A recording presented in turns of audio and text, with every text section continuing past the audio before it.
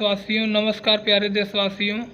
आज हम अपने वीडियो में बात करेंगे कि परिसीमन क्या है। क्या परिसीमन के बाद उत्तर प्रदेश, बिहार, मध्य प्रदेश, राजस्थान, तमिलनाडु की राजनीतिक समीकरण बदल जाएंगे? क्या दक्षिण के राज्य और उत्तर के राज्य के समीकरण अलग अलग हो जाएंगे? आइए हम इसके बारे में चर्चा करते हैं। आप परिसीमन की बारे में पूरा विस्तृत जानकारी पाने के लिए वीडियो में बने रहें। तो बात करते हैं परिसीमन के बारे में। परिसीमन क्या होता है, इसकी ज़रूरत क्यों पड़ती है, परिसीमन अब तक भारत में कितनी बार हुआ है, इसके बारे में हम विस्तार से बात करते हैं। परिसीमन के बाद किस राज्य में ज़्यादा लोकसभा सीटें बढ़ेंगी, किस राज्य में कम बढ़ेंगी, इसके बारे में हम वीडियो में आगे चर्चा करेंगे।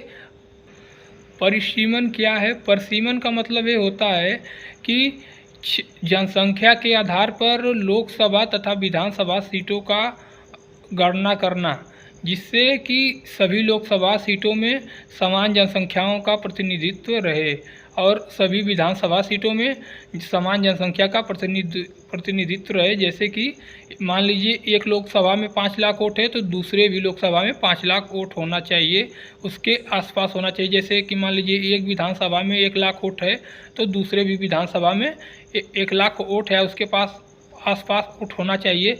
इसी को परिसीमन कहते हैं, जिसमें कि लोकसभा की प्रत्येक सीट या विधानसभा की प्रत्येक सीट पर जनसंख्या समान रहे, इसको हम परिसीमन कहते हैं।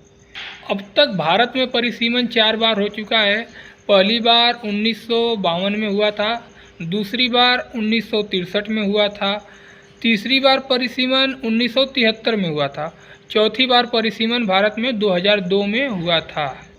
1976 के परिसीमन के बाद 1976 के परिसीमन के बाद लोकसभा की सीट लंबे समय तक स्थिर रखी गई थी। उसके बाद में जो परिसीमन हुआ उसमें लोकसभा की सीटों में कुछ बदलाव हुए थे। अब हम बात करते हैं कि अपने नए प्रस्ताव के बारे में कि परिसीमन 2026 में नए प्रस्ताव में क्या होने वाला है। सरकार सभी लोकसभा सीटों की संख्या 543 से बढ़ाकर 816 करने वाली है। सरकार का कहना है कि हमारे लोकसभा की सीट बढ़ाने से किसी राज्य का नुकसान नहीं होगा, किसी राज्य के साथ अन्याय नहीं होगा, सबको समान मात्रा में, लगभग समान अनुपात में सभी राज्यों की सीटें बढ़ेंगी। आइए हम अभी कुछ राज्यों के आंकड़े बता रहे हैं कि किस राज्य के, दक्षिण के राज्य की, कि किस राज्य की कितनी सीटें बढ़ सकती हैं। जैसे मान लीजिए तमिलनाडु की सीट 39, लोकसभा सीट 39 है तो 39 से बढ़ के 59 हो जाएगी। तेलंगाना की सीट, लोकसभा सीट 17 है तो 17 से बढ़ के 26 हो जाएगी। केरल की लोकसभा सीट 20 है तो वो 20 से बढ़ के 30 हो जाएगी। कर्नाटक की लोकसभा सीट 28 है तो वो 28 से बढ़ के 42 सीट हो जाएगी। और आंध्र प्रदेश की लोकसभा सीट 25 है तो वो 25 से बढ़ के 38 कर दी जाएगी। सरकार का दावा है कि दक्षिण भारत की कुल सीटें बढ़ेंगी, उनके साथ कोई अन्याय नहीं होगा। लेकिन विवाद क्यों है? विवाद हो रहा है कि उत्तर बनाम दक्षिण का।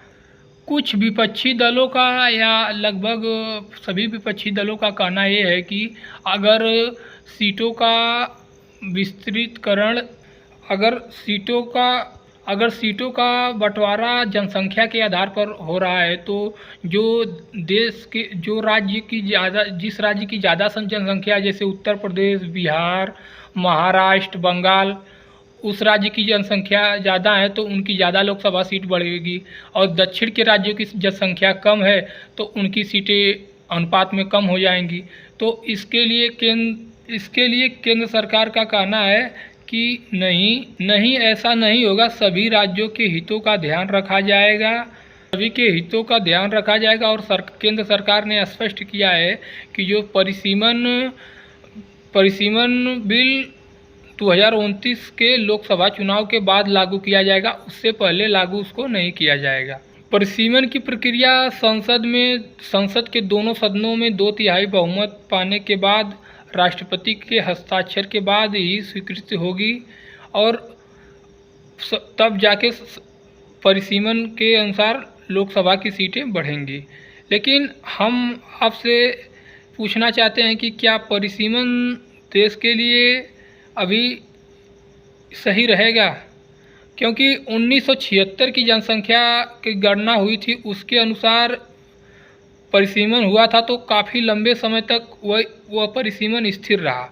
अगर और विपक्षी दलों का मान लीजिए, जितने भी विपक्षी दल हैं वो उन लोगों का कहना है कि अगर परिसीमन जनसंख्या के आधार पर हो रहा है तो लोकसभा की सीटें जिन राज्यों में बहुत ज़्यादा जनसंख्या है उन राज्यों में लोकसभा की सीटें बहुत ज़्यादा बढ़ जाएंगी। जैसे उत्तर प्रदेश में सीटें बढ़ जाएंगी, पश्चिम बंगाल में बढ़ जाएंगी, महाराष्ट्र में बढ़ जाएंगी बहुत ज़्यादा, बिहार में बढ़ जाएंगी। जिन राज्यों में लोकसभा की सीट कम है उनकी सीटें कम बढ़ेंगी। तो उसके अनुसार दक्षिण के राज्य हो गए और नॉर्थ ईस्ट के राज्य का अनुपात एकदम बहुत कम हो जाएगा। अगर जनसंख्या के आधार पर परिसीमन हो रहा है तो उन लोगों का सरकार में भागीदारी कम हो जाएगी। और अगर जनसंख्या के आधार पर परिसीमन होगा तो फिर यूपी, बिहार, महाराष्ट्र 2-3 राज्य मिलके और बंगाल 3-4 राज्य मिलके अपना सरकार बना लेंगे और इन्हीं 4 राज्यों पर डिपेंड करेगा। वो चाहेंगे तो केंद्र में उसी पार्टी की सरकार बनेगी। ये 2-3 राज्य जीत लेंगे, उत्तर प्रदेश, बिहार, बंगाल, महाराष्ट्र, उन्हीं की सरकार बनेगी। और अगर इस तरह जो दक्षिण के राज्य रहेंगे उनके साथ अन्याय हो जाएगा, क्योंकि अगर जनसंख्या के आधार पर होगा तो दक्षिण के राज्य में जनसंख्या नियंत्रण के तहत सभी दक्षिण के राज्य अपनी जनसंख्या कंट्रोल कर लिए हैं, लेकिन उत्तर भारत में जनसंख्या ज़्यादा बढ़ चुकी है।